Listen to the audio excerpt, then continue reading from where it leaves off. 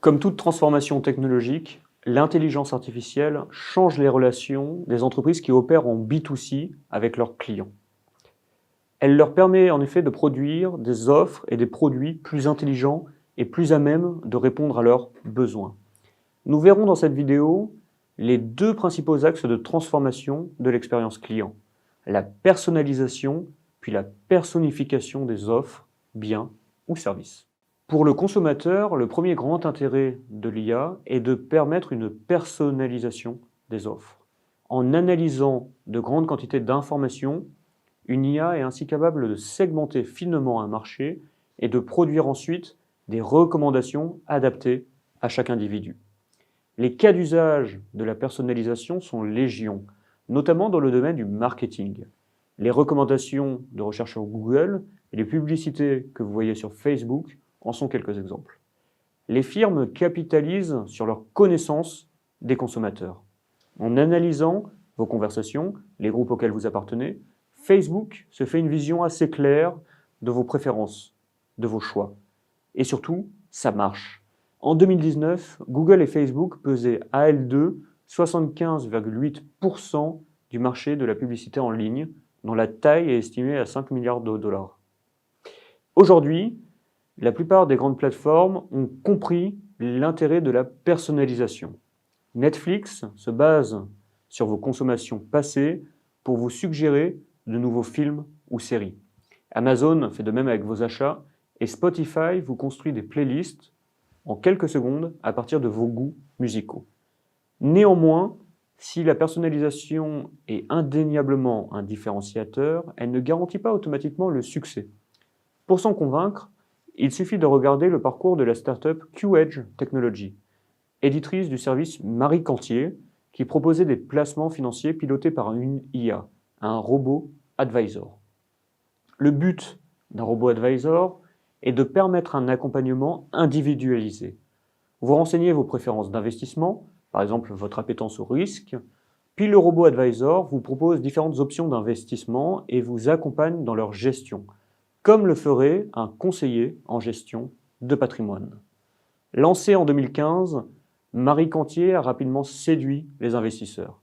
La start-up a levé 2,5 millions d'euros et a atteint 1500 clients en moins de 3 ans. Néanmoins, le modèle économique n'a jamais été vraiment trouvé. Déficitaire, Marie Cantier a été placée en liquidation judiciaire le 25 juillet 2019. Avec le recul, 3 principales raisons expliquent l'échec de Marie Cantier.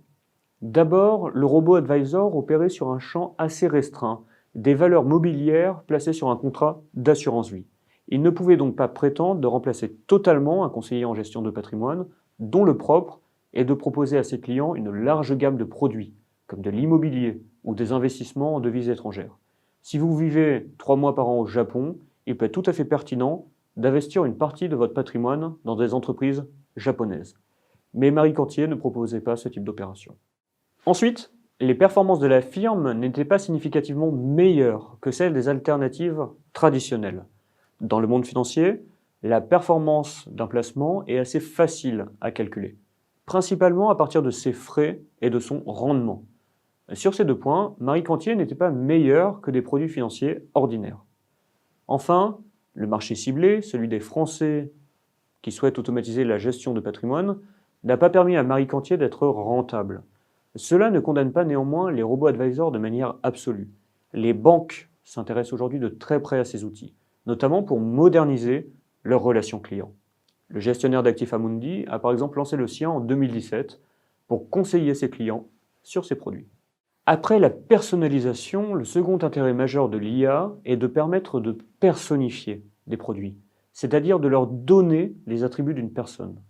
Ce n'est d'ailleurs pas un hasard si l'offre de QEdge Technology portait un nom et un prénom humain, Marie Cantier.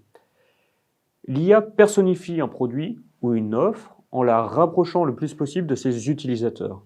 Un exemple de personnification est Alexa, un assistant vocal proposé par Amazon.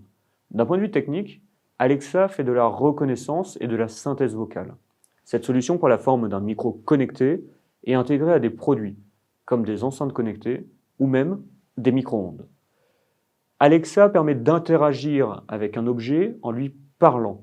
Vous pouvez donc déclencher aujourd'hui votre micro-ondes en lui parlant, comme vous le feriez avec un être humain, en langage naturel. Amazon cherche à rendre Alexa capable de traiter à peu près n'importe quel type de requête, en la connectant par exemple à un moteur de recherche ou à des services météorologiques. C'est une tendance à suivre, puisqu'en 2019, une étude du CSA estimait que près de 46% des Français avaient utilisé un assistant vocal en 2018. Au-delà des assistants vocaux, qui ajoutent des fonctionnalités à des objets du quotidien, la personnification gagne également du terrain dans le monde du service. De plus en plus d'entreprises utilisent en effet des chatbots, c'est-à-dire des logiciels qui permettent d'interagir en langage naturel avec des consommateurs. La plupart des chatbots s'utilisent via des systèmes de messagerie.